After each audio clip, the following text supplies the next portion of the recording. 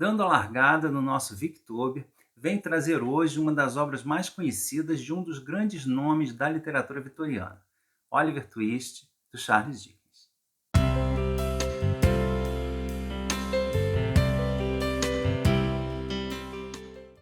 Olá pessoal, sejam muito bem-vindos ao Livros e E-Books, eu sou o Carlos, e esse é o primeiro vídeo do nosso mês dedicado à leitura de obras vitorianas, o Victober.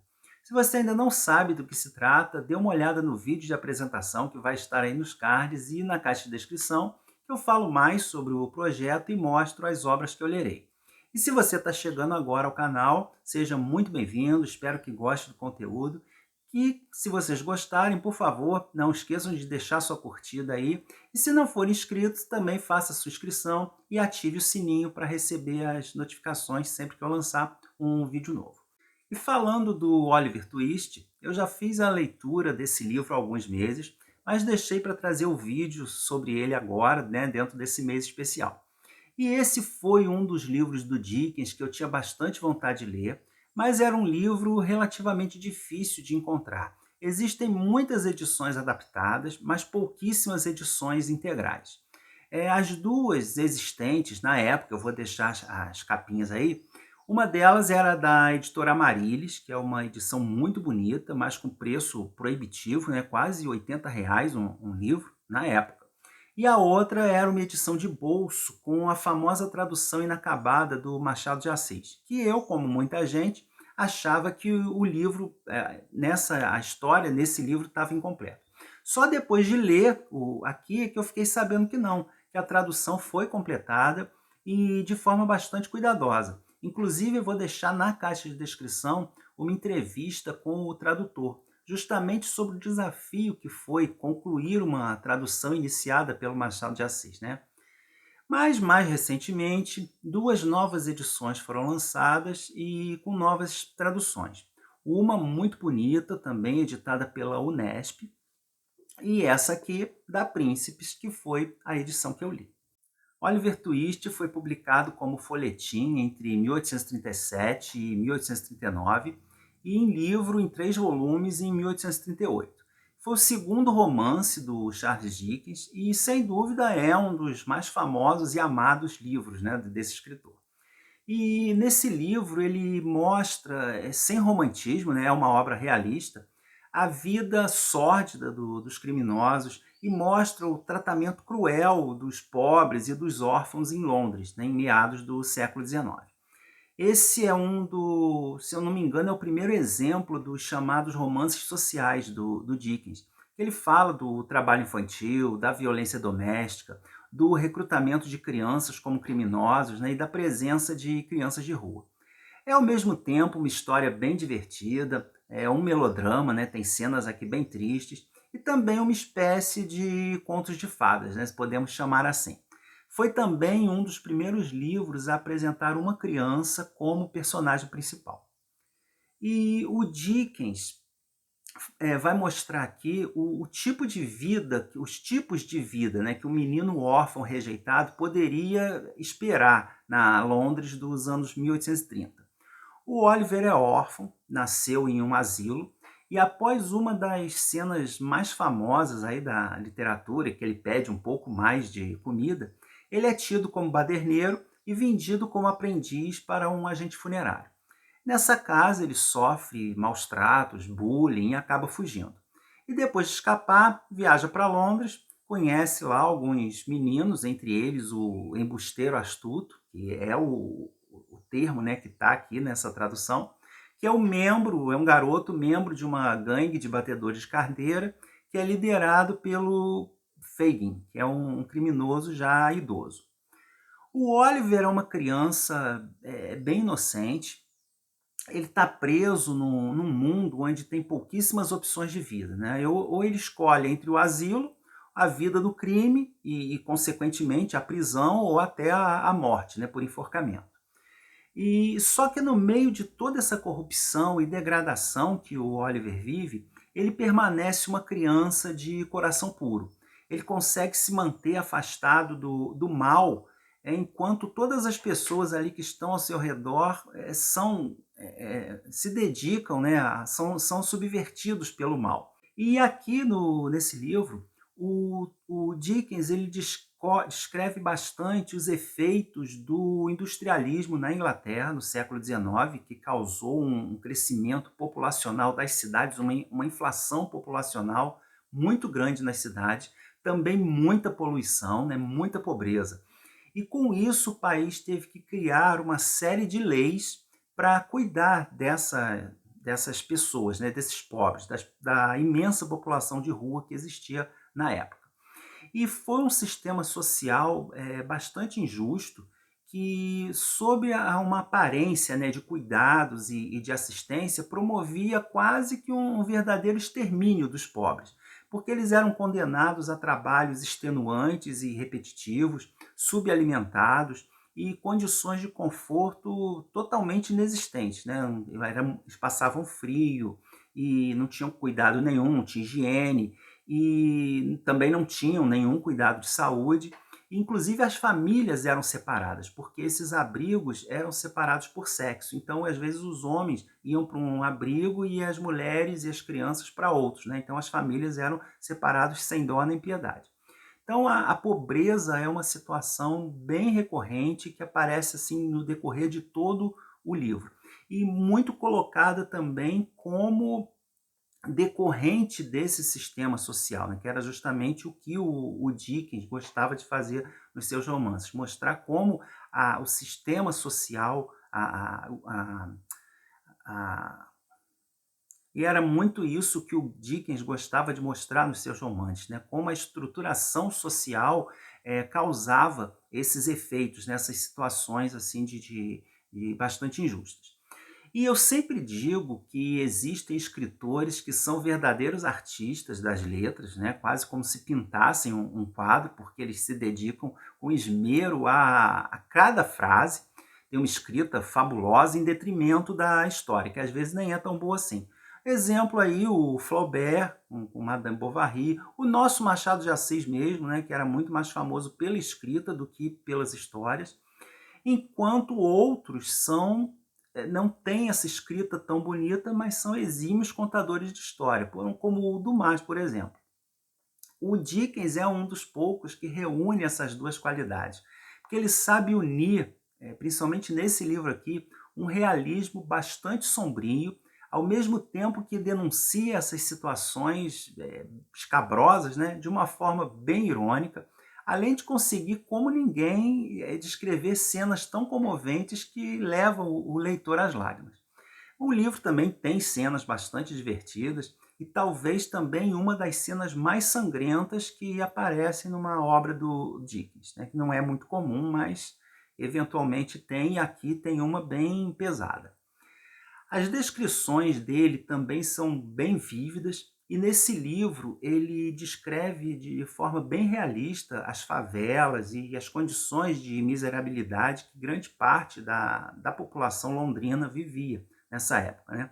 Por outro lado, ele também mostra que vários integrantes das classes mais abastadas, com melhores condições de vida, mas que geralmente são pessoas inescrupulosas, pessoas horríveis, né, sem a menor compaixão, embora sempre se gabando de serem bastante religiosos e estarem sendo muito caridosos, muito bondosos com esses assistidos, né? Mas sempre jogando na cara deles o suposto bem que fazem, frisando que devem sempre ser gratos e obedientes pelo que recebem. Esse livro tem personagens incríveis, e entre eles alguns dos mais famosos do escritor, principalmente o Fagin, que é um personagem dos mais polêmicos. Ele é o chefe da gangue dos meninos, ele trata até essas crianças com um certo carinho, como se fosse ali a figura paterna, né? Porque de certa forma é a única pessoa mesmo que esses garotos têm. E ele aparece geralmente como um velhinho alegre, mas ele tem assim certas características até mesmo satânicas, né? É aquele velhinho um pouquinho assustador. Ele é muito esperto, irônico, está sempre nas sombras, nos cantos, escondido, enquanto as crianças, né, os protegidos dele são expostos nas ruas ao crime. E esse personagem também causou grandes problemas para o Dickens, porque ele é judeu e essa característica foi muito frisada todas as vezes que ele aparece. Para ter uma ideia, né, a título de curiosidade, só nos primeiros 38 capítulos da obra há 274 referências ao fato dele ser judeu. E isso acarretou para o Dickens várias acusações de antissemitismo, e ele mesmo negando, né, essas acusações, dizendo que essas menções não eram preconceituosas. A partir da publicação do capítulo 38, ele praticamente não faz mais menção ao fato do Fagin ser judeu. Então ele acatou, né, essas críticas. Lembrando que esse livro foi publicado em fascículos, então ele teve como fazer essa adaptação, digamos assim, ainda no decorrer da publicação da obra.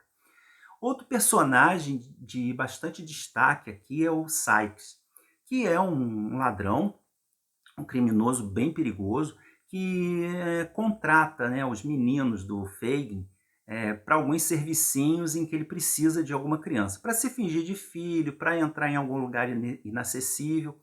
E o Sikes, ele é bastante violento e ele tem um cachorro, o Olho de Boi, que é um reflexo do dono, que é um cachorro bastante feroz, mas que também é alvo da brutalidade dele. Aliás, se você tem problema com cenas de maus tratos animais, toma cuidado quando pegar esse livro, né? Porque tem cenas aqui que podem incomodar.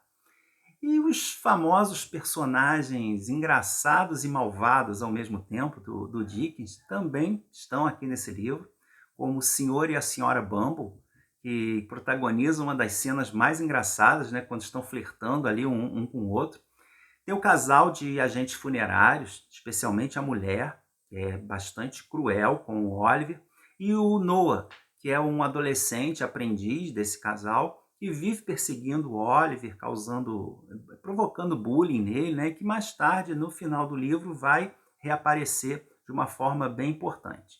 Mas também temos aqueles personagens bonzinhos que vão se condoer da situação do menino, né? Especialmente o Sr. Brollo, que é um senhor muito bem rico, muito rico, e que fica com pena da situação do Oliver, e a prostituta Nancy, que faz parte lá da gangue desses bandidos, mas também vê que o Oliver é uma criança diferente dos outros que estão ali, né? Que ele merece ter ele tem um coração puro e ele merece ser protegido de certas situações.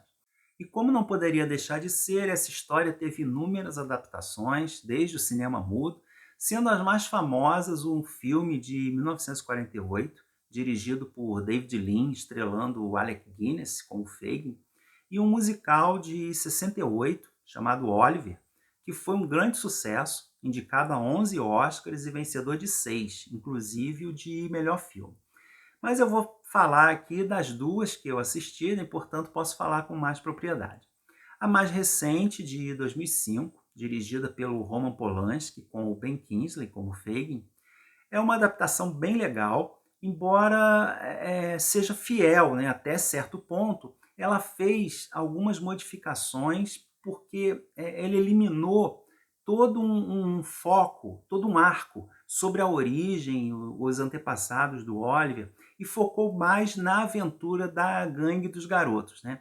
É compreensível, levando-se em conta que o diretor fez esse filme intencionalmente mais leve, pensando em seus filhos. Então seria um filme mais para o público infanto-juvenil. Mas é uma adaptação de excelente qualidade, vale muito a pena. E a outra adaptação é bastante curiosa, porque muita gente nem sabe que é uma adaptação desse livro. É o desenho da Disney Oliver e Sua Turma, de 1988. E nesse filme, o Oliver é um gatinho sem teto que se junta a uma gangue de cachorros para sobreviver nas ruas. E as principais modificações que foram feitas aqui, né, que o cenário do filme foi transferido, né, da Londres do século XIX para Nova York do século XX. O Fagin é o dono dos cachorros, né, é um mendigo que recolhe esses animais e eles roubam para ele. E o Sikes é um agiota a quem o Fagin deve, ele rouba para conseguir justamente os objetos para poder pagar a dívida que ele tem com o Sykes. Então é também uma adaptação bem diferente, né? Segue um rumo totalmente diferente da história do Dickens, mas é interessante, né, saber que foi uma adaptação dessa obra. E como dica de uma obra complementar, eu vou deixar a indicação de uma HQ do Will Eisner, que é um dos grandes nomes dos quadrinhos, que é chamada Fagin, que não é sobre o Oliver, mas especificamente sobre esse personagem, né? Mostrando a sua origem, como chegou a essa situação de rua, como ele se tornou o líder da gangue que aparece aqui no Oliver Twist. E essa HQ foi uma tentativa do autor de modificar esse estereótipo do judeu mesquinho, avarento, né, que segundo ele, segundo o Will Eisner, ajudou a cristalizar na cultura moderna essa imagem negativa dos judeus. Então é uma obra engajada, mas bem interessante também, que mostra um pouquinho do panorama da situação dos judeus na Inglaterra do século XIX. Então, vale a pena conhecer, fica a dica. Em suma, Oliver Twist é uma leitura excelente, é um novelão delicioso, com certeza um livro que faz jus à fama que tem e à sua posição de um dos livros mais amados da literatura inglesa e mundial. Também, para quem gosta de acompanhar, faz parte do 1001 livros para ler antes de morrer. Então eu espero ter conseguido incentivar a quem não leu a conhecer essa grande obra. E se você já leu o Oliver Twist, deixe seu comentário aqui embaixo dizendo o que achou, né? Vou adorar conversar com vocês. Se você pretende adquirir o livro, tome cuidado com a edição, porque existem muitas adaptações dessa história, como eu falei, então é preciso cuidado ao adquirir para que você possa realmente ler a obra original. Na caixa de descrição eu vou deixar os links para a compra das edições mencionadas na Amazon, e se a compra for realizada através desses links, a minha comissão é repassada para uma instituição de assistência social. Você não paga nada mais e ainda ajuda uma instituição. Então esse foi o primeiro vídeo do nosso Victober Brasil. Convido vocês mais uma vez a acompanhar o conteúdo, não só aqui do Livros e E-Books, mas também dos demais canais participantes, tanto do YouTube como no Instagram. Tem muita gente participando e muita coisa legal vem por aí nesse mês. Os links vão estar na caixa de descrição, mas você também pode procurar aí nas redes pela hashtag Victober Brasil. Então, um grande abraço e a gente se vê no próximo vídeo.